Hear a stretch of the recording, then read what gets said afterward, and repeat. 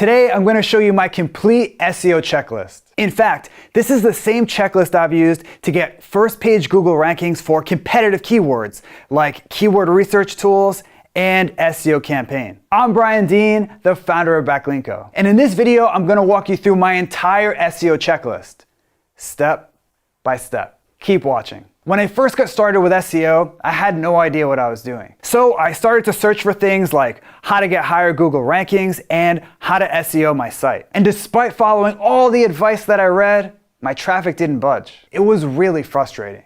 Oh, I hate you, Google! Today, my site brings in hundreds of thousands of visits per month, mostly from Google. And major media sites like Entrepreneur have called me an SEO genius. My secret? I developed a repeatable, step-by-step SEO process. And that's exactly what I'm going to share with you right now. So let's kick things off with step number 1 of this SEO checklist.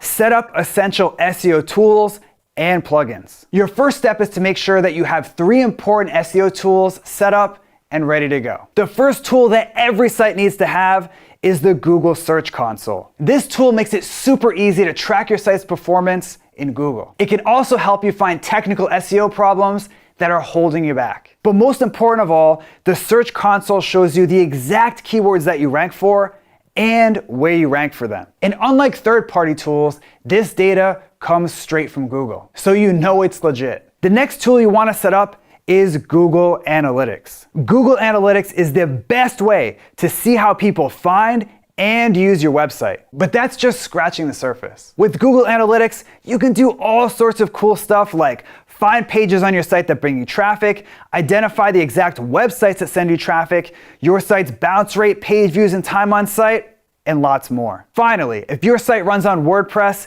you need to install the Yoast SEO plugin. Yoast is by far the most popular SEO plugin on the planet, and for good reason. Yoast makes it super easy to make your WordPress site SEO friendly right out of the box. And now it's time for the second step in this checklist. Find keywords that customers search for. It's no secret that keyword research is super important. The question is, how do you find keywords that your customers search for? Here are 3 simple techniques. First, find long-tail keywords with Google Suggest. To use this technique, type a keyword into Google, but don't press enter or the search button. Instead, take a look at the keywords that Google shows you. Google only suggests keywords that people are actually searching for. So when you see a Google search suggestion, you know that lots of people are searching for that term. Next, find keywords with the Google Keyword Planner. The Google Keyword Planner is Google's official keyword research tool. This tool is technically designed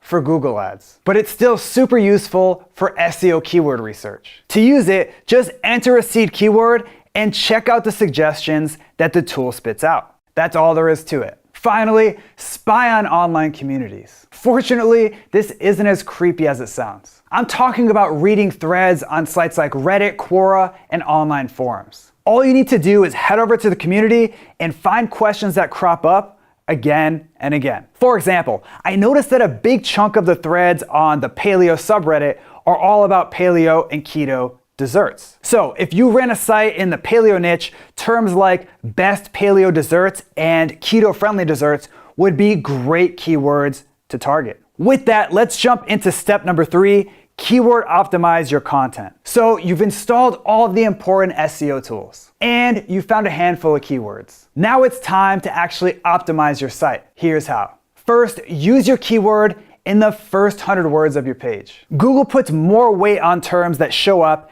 at the top of your page. So make sure to use your keyword once here. For example, on this post from my site, you can see that I used the term SEO tools right off the bat. Next, use your keyword in the beginning of your title tag. Just like with your page's content, Google puts a little bit of extra weight on terms that show up early in your title tag. For example, my main keyword for this post is SEO case study.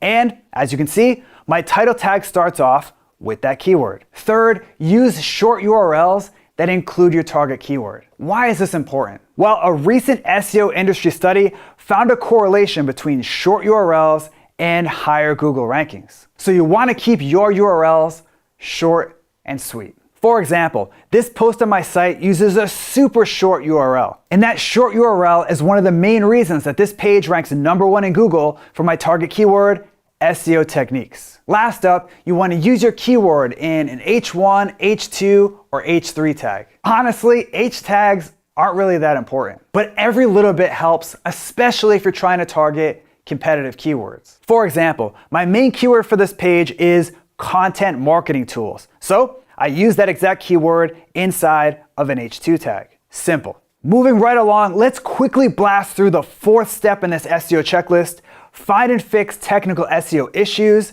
and errors. The truth is, technical SEO problems can tank your rankings. So if your site has technical SEO problems, you want to find and fix them right away. Here's how. First, make sure that your site is mobile friendly. As you might have heard, Google now runs on a mobile first index, which means if your site isn't optimized for mobile devices, it won't rank. What the heck? I can't click anything. Fortunately, you can easily see your site's mobile friendliness with the Google Mobile Friendly Test. Just pop in a page from your site and Google will tell you whether or not your page is mobile friendly. Next, ID crawl errors. A crawl error just means that Google is having trouble indexing all of the content on your site. And if they can't index your page, it's not going to rank. You can easily find crawl errors in the Google Search Console using the coverage report. Finally, improve your site's page speed. Your site's loading speed is a confirmed ranking factor. Now, to be clear, in my experience,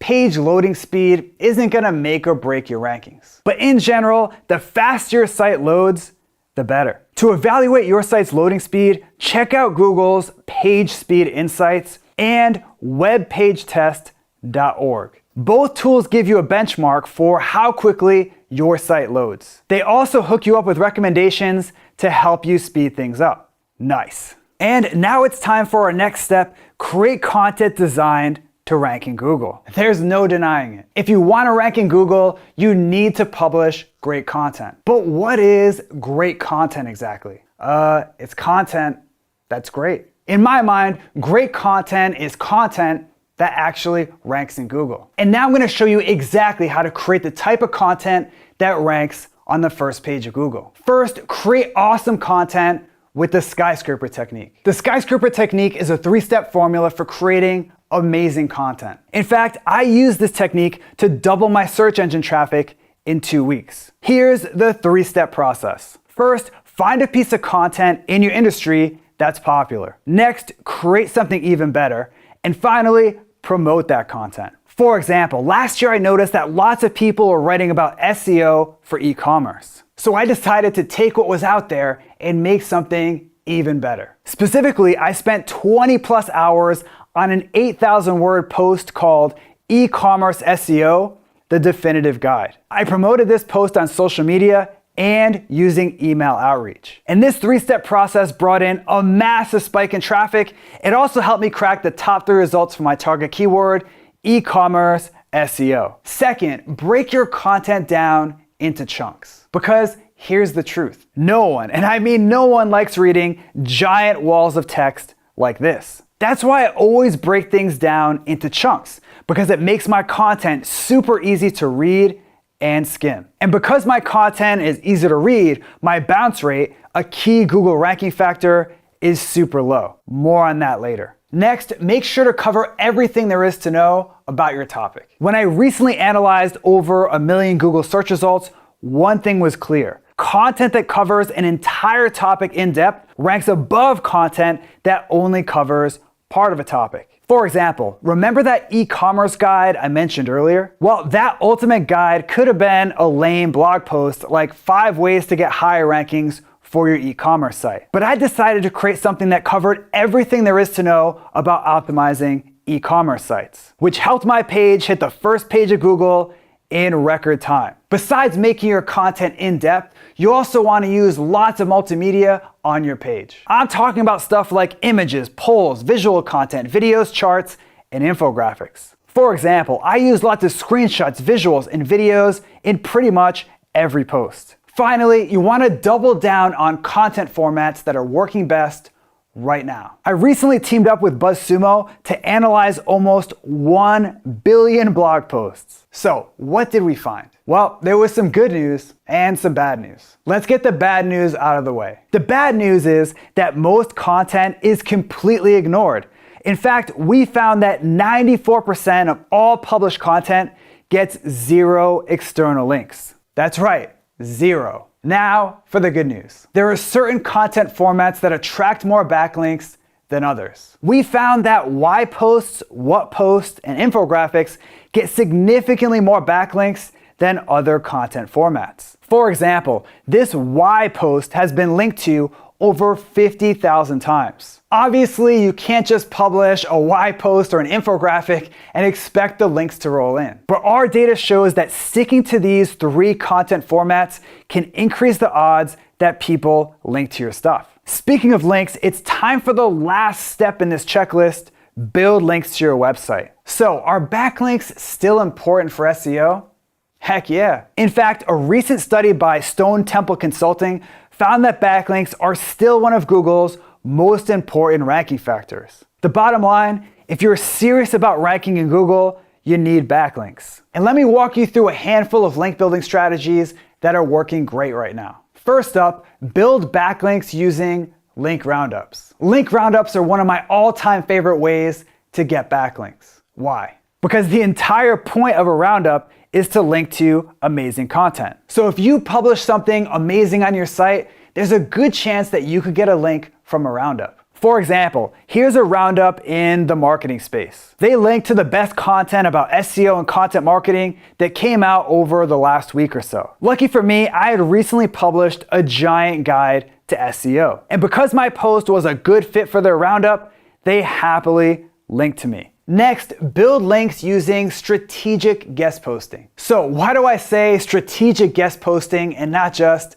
guest posting? It's not to sound smart. That's because guest posting can work, but you need to be strategic about it. And if you do guest posting the wrong way, your site can get slapped with a Google penalty. So how do you do guest posting the right way? The right way is to publish your guest post on a respected site in your niche. The wrong way is to publish guest posts on any website that has a Right For Us page, even if the site has nothing to do with yours. A good rule of thumb that I follow is to only guest post on sites that are gonna send me targeted traffic and related to my site. For example, here's a guest post that I published on the Buffer blog. Buffer's blog focuses more on social media, and my site is about SEO, but those two topics are related enough. If I publish the same post on a site about cute cats, that would look shady to Google. Anyway, I got a solid backlink from my post, and it brought in a decent chunk of targeted traffic to my site. The next strategy I want to show you is to go on podcasts as a guest. This is one of the most underrated link building techniques on the planet. Just like with a guest post, you get a nice contextual link from your podcast appearance. But unlike a guest post, there's much less legwork. You don't need to pitch topics or work with an editor. Just schedule your interview and show up and provide value. That's it. Because this strategy is so easy, I've actually appeared on over 70 podcast episodes over the last few years. Last up, we have the age-old strategy of mentioning influencers in your content. This process couldn't be any simpler. First, mention influential bloggers in your post. Then, let them know about it. Seriously, that's it. For example, a while back, I published this giant list of SEO tools. Now, I could have published this post and hoped and prayed that people actually see it. So I decided to be proactive. So I reached out to each person to let them know that I mentioned them. And as you can see, most of the people that I reached out to were happy to share my post. Now, before we close out this video, it's time for a quick bonus step.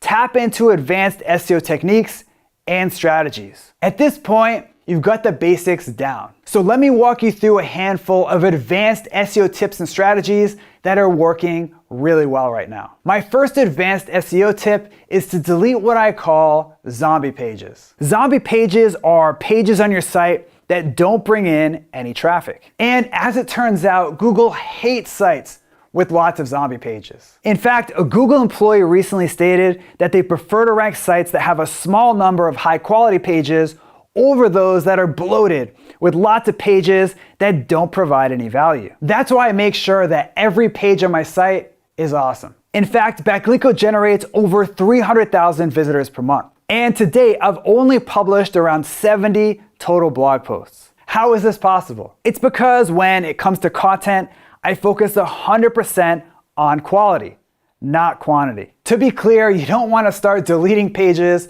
like a crazy person. This is a process you want to do slow and carefully. So use Google Analytics to find a handful of pages that don't generate any traffic. Then delete them or redirect them to another related page. Wait a week or two to see how it goes. Then over the next few months, slowly delete more and more zombie pages. For example, the team at proven.com noticed that they had almost 50,000 pages indexed, way more than they thought. As it turned out, a lot of these extra pages were zombie pages that didn't provide any value. So they deleted them. And thanks to this and a few other SEO improvements they made, Proven's organic traffic significantly increased. Our next advanced tip is to boost your organic click-through rate. As you might have heard, Google pays very close attention to how many people click on your site in the search results. If people skip over your site and click on the other results, your rankings can drop like a stone. But if lots of people click on your result, Google considers your page a great result for that keyword, and you'll get a rankings boost. In fact, a Google document states that when you click on a link in Google search, Google considers your click when ranking that search result. So how do you improve your organic click-through rate? Scan the first page search results for your target keyword. And imagine what someone searching for that keyword would want to click on. Then optimize your title tag and description to match what a searcher wants to see. For example, if you search for video SEO, you'll notice that most of the results are guides and tutorials. In other words, people that search for this keyword don't want a handful of tips, they want a complete guide. And to show people that my result was a thorough guide, I made sure to include the word guide in my title and description. The last advanced SEO tip I have for you is to keep your content up to date. Back in the day, I'd publish a new post and never think about it again. And as time went on, my content got really outdated. I had old screenshots, outdated strategies, and overall content that just looked kind of dated. So early last year, I started a huge project. Go back and update every single post on my site. Like I said earlier, I only have about 70 posts, but that's still a lot of content to go through and update. Fortunately, I didn't need to update all 70. I only had to update about 20 posts. So how did it go? Well, after I'd update a post, I'd notice a huge spike in search engine traffic. And even though the traffic eventually dipped, it was still much higher than before the update. For example, a few months ago, I updated this post. Even though I updated that post months ago, that page still gets 30% more organic traffic than before the update. And thanks mostly to these content updates, my site's overall organic traffic is up 24.6%, which means 249,000 more people visit my site every year than before. Crazy. So that's it for my SEO checklist. If you learned something new from today's video, make sure to subscribe to my YouTube channel right now. Just click on the button below this video. And if you want exclusive SEO and traffic techniques that I only share with subscribers, head over to backlinko.com and sign up for the newsletter. It's free. Now I want to turn it over to you. Which strategy from this video are you going to try first? Are you going to update your old content or try link roundups? Let me know by leaving a comment below right now. Okay, ready? Is he in the shot? This is my hometown. Okay. I was like, who said that? If your site isn't mobilized, oops. Usually it's like higher at the end. It's kind of on here.